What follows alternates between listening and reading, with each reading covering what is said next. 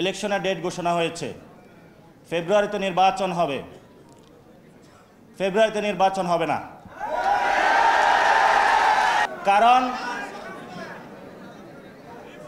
যদি ফেব্রুয়ারিতে নির্বাচন হয়, আমার যে ভাইয়েরা শহীদ হয়েছিল, রক্ত দিয়েছিল সংস্কারের জন্য, একটি নতুন সংবিধানের জন্য, তাহলে কবরে গিয়ে তার লাশটা ফেরত দিতে হবে এই সরকারকে।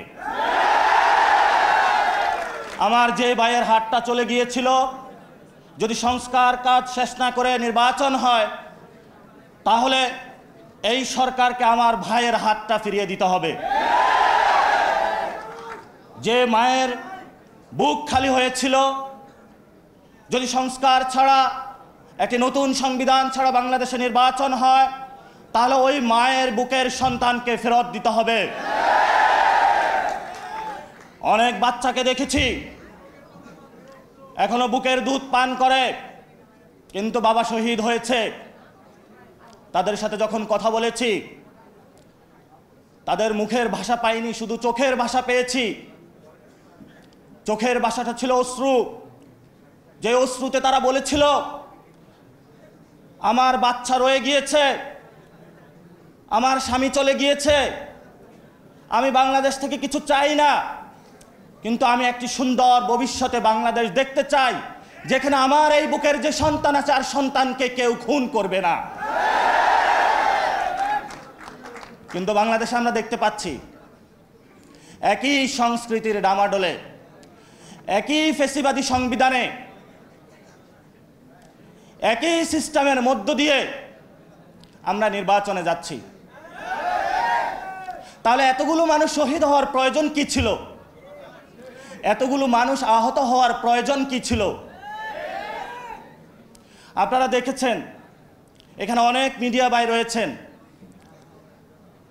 ভারতে হিন্দুত্ববাদী বিজেপি এক এক করে সকল মিডিয়া দখল করেছিল, কিন্তু কিছু তরুণ যুবা অল্টারনেটিভ মিডিয়া সৃষ্টি করে ভারতের বুকে গত ইলেকশনে বিজেপির যে জয়যাত্রা, তাদের যে হম্বিতম্বি, সেটা রুখে দিয়েছিল। আপনাদের কি স্মরণ আছে? আপনাদেরকে সেই ভূমিকায় নামতে হবে। বর্তমানে গণ অভ্যুত্থানে যারা নেতৃবৃন্দ রয়েছেন, 1 লাখ টাকা, 5 লাখ টাকা বিভিন্নভাবে এমনভাবে ক্যারেক্টারাইজেশন করা হচ্ছে, মনে হচ্ছে বাংলাদেশের সবচেয়ে বড় তারা ক্রিমিনাল। এসব ফাইজলামি বন্ধ করতে হবে। আমি গণ অভ্যুত্থানের পরে সকল মিডিয়া সম্পাদকের সাথে বসেছিলাম, তাদেরকে একটা কথা বলেছিলাম, যা কাম করেছেন ঘরের ভিতর থাকেন, যদি লজ্জা থাকে ঘরের ভিতর থেকে বের হবেন না। কিন্তু যাদের লজ্জা নাই, তারা বারবার বাংলাদেশের মানুষকে ধোঁকা দিয়ে যাচ্ছে। অনেক সাংবাদিক রয়েছেন যারা বুক থেকে বাংলাদেশকে ভালোবাসেন, তাদের সাথে কথা হয়,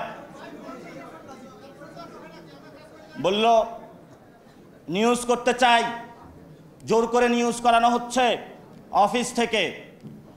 বাসায় বউ আছে, বাচ্চা আছে, দুধ খাওয়ানো লাগবে, বেতন না পাইলে আমি কিভাবে করব?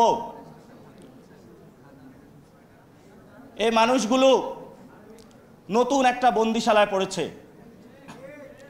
এই মিডিয়া মালিক যারা রয়েছে, মিডিয়া যারা সম্পাদক রয়েছে, এই সম্পাদকগুলো এখন দালালি শুরু করেছে।